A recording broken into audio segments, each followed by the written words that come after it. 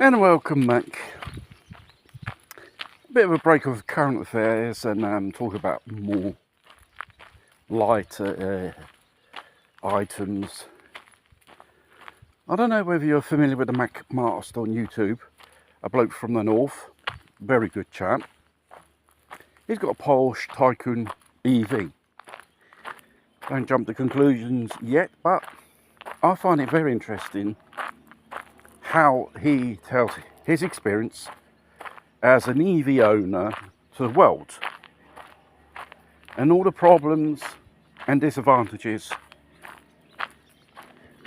owning an EV regarding a petrol or diesel car. The fact is, the powers that be, they want to impose mandatory these type of vehicles in the future, and obviously they are trying to ban in Europe Euro 5 diesels, and so they will come to the Euro 4 petrol cars. The fact is, Euro 4 cars pollute less than an electric vehicle, full electric. And the most common problem with an EV is with the battery. If you live in a place where the roads are absolutely terrible, obviously it has a low suspension system for aerodynamics motives. And you know those speed limiters, those bumps, or the road itself, it's an absolute road of a third world country.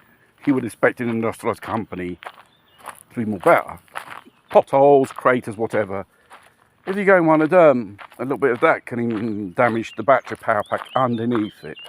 Well, in this case, he had a bit of damage on it.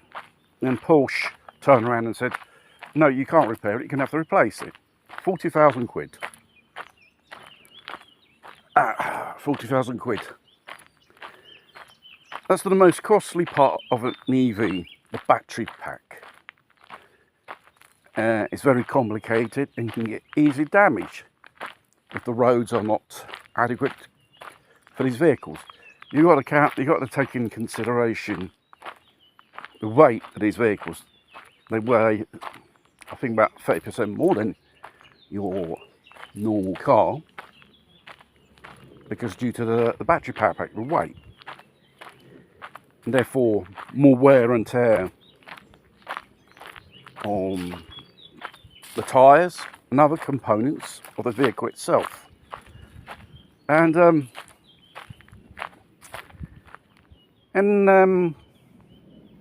maintenance of these vehicles do not come cheap.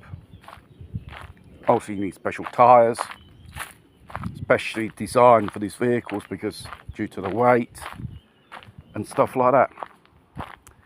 And obviously, everyone knows it's a pain in the arse. You have to recharge these damn things.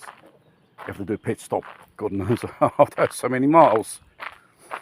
And there was an Italian bloke who had a model Tesla. I don't know what type of model he had. He said he left it, well, I guess for work, to Milan, Linate, things like that. And obviously there's these charging points. You attach it, comes from work, and he goes away at night. He discovered on a full charge there was a dispersion of 11% of electricity. So it's like a petrol car. When you fill it out by accident, there's no overflow. Obviously, on petrol pumps, there's an automatic block. And it's basically the same thing on an EV charging, an overflow. That excess electricity, which you pay 11% more, less a charge than the actual charge you've done. It said somewhere in the region of around about 11 kilo, 80 kilowatts, something like that. You take 11% of that, and that's a lot lesser juice in your batteries, and obviously more shorter range. seeing these things, they're all electronic. Shouldn't be there when the car communicates with to the charger, say fully charged, it logs out. It exists, that type of technology, but somehow there's a loophole, a fault, a flaw. Or is it deliberately done to get money out of you? Because we're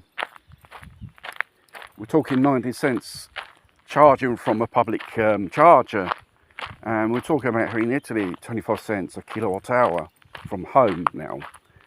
It's not economical. Just imagine the demand of these cars, boom, and obviously there's not much of infrastructure where you can charge them, like petrol stations, or many people don't have a garage or a private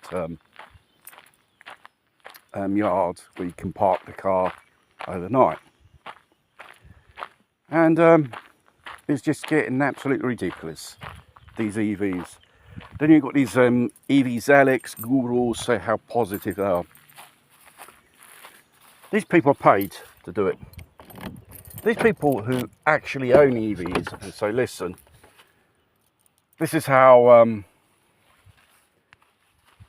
day-to-day life owning an EV is, which I find it a lot more, how do you say, more truthful. Then you've got these EV idiots doing propaganda on these cars.